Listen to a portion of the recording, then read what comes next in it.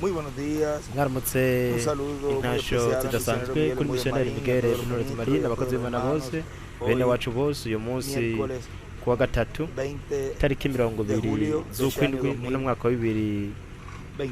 Le 2022 damos gracias a nuestro Padre turashimira Celestial data wo mu ijuru que haya enviado en este tiempo kuba a su yararungitse ángel muri iki mensajero gihe William marayika we Soto ntumwa Santiago William So Santiago con el mensaje de afise gran voz de ubutumwa trompeta bw'ijuru rirenga nzamba que nos ha llamado, nos ha juntado bwaduhamagaye bwatwegeranije y nos ha sellado kandi bukaba bwaratudomye kw'ikimenyetso con ese mensaje por medio de ese muri buno butumwa mensaje. biciye mu butumwa Nos está preparando tukaba para turiko nuestra transformación. twitegurira guhindurwa kwacu Estamos muy agradecidos a nuestro Padre Celestial turashimira cyane data wo mu ijuru que nos haya ko colocado a vivir en este tiempo yatwemereye kubaho muri kino gihe y que seamos nuko los que tukaba componen abagize el lugar santísimo ahera del ha templo cyane espiritual del h'ingoro Señor, y'umujyi y'umwami de su iglesia, ishengero ryiwe la cual en este tiempo ariryo muri kino gihe se completa risozerwa ryuzuzwa piedras vivas n'amabuye piedras mazima angulares amabuye akomeza imfuruka que vendrían a ser azoza y a formar el akubaka lugar ikibanza santísimo, cy'ahera ha la edad cyane de la piedra igihe angular. cibuye rikomeza imfuruka Así que estamos nuko muy rero agradecidos al Señor turashimira cyane umwami de que ko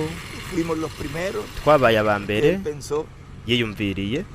al principio. mu O ntango sea, somos ni ukuvuga ngo turi los primeros aba mbere que estuvimos en aba la mente mbere del Señor twabaye mu byiyumviro by'Imana y ahora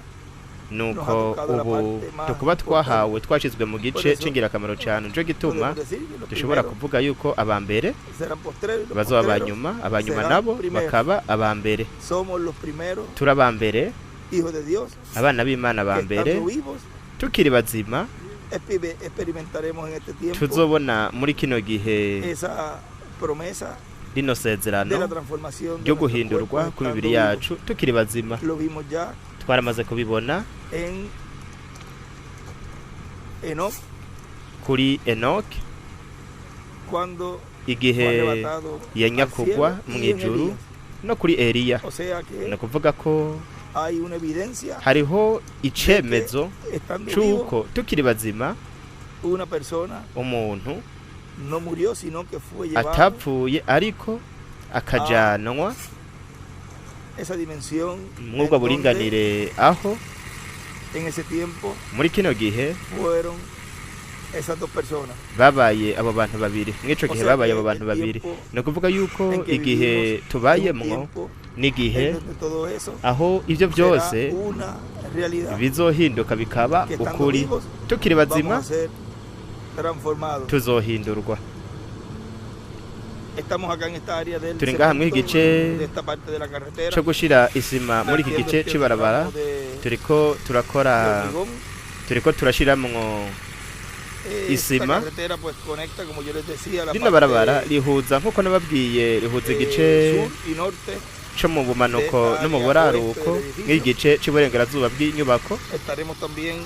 tuzoba quizá la kandi próxima semana, kumbure mu ndwi todo ikurikira depende cómo va byose bivana el n'ingene adelanto allá en la entrada de ibintu algunas cosas que faltaban, vyabura biriko biragenda todavía byinjira biza para kugira ngo entonces continuar la kugira ngo duheze apertura tubandanye y los trabajos correspondientes ukumena a los isima sitios que hamwe faltan n'ibindi allí bikorwa para la bijanye conexión de no la gusimanda carretera hariya principal. kugira ngo Así que duhuze estamos acá n'ibarabara y nyamukuru allá a la misma nuko vez. rero turi ngaha O sea, turi na hariya estamos en icarimwe los dos sitios ni ukuvuga ngo turi y mw'ivyo en otros bibanza lugares bibiri también donde se ndetse está n'ahandi hantu desarrollando otros trabajos turiko hariko de la harakorerwa Gran bino Catedral. bikorwa by'ihema nini Karupa Que Katedrale hoy tengan un día lleno ese de uyu grandes munsi mwagire bendiciones. umunsi wuzuye imigisha Todos y cada myinshi uno de ustedes, mwebwe allá mwese también nuestro ndetse hermano Miguel n'ahariya muvukanyi Miguel y también nuestro hermano Andrés, ndetse que tiene n'umuvukanyi actividad hoy, Andres afise la igikorano cual uyu munsi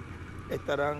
teniendo durante la mañana arico baza y kugira mu gatondo ya la kandi palabra de ayer ijambo ry'ejo pueden colocarlas barashobora para kurishiramwo la actividad mu gikorane el día de hoy. Y c'uyu otros munsi lugares también donde ndetse van a n'ahandi estar hantu reunidos. hose aho baza gukoranira hamwe barashobora kurikoresha n'ejo no kuwa gatanu naho Que Dios nyene les bendiga Imana grandemente y ibahezagire continúen cane pasando mubandanye un día mugira lleno umunsi de wuzuye grandes umunsi bendiciones. wuzuye imigisha myinshi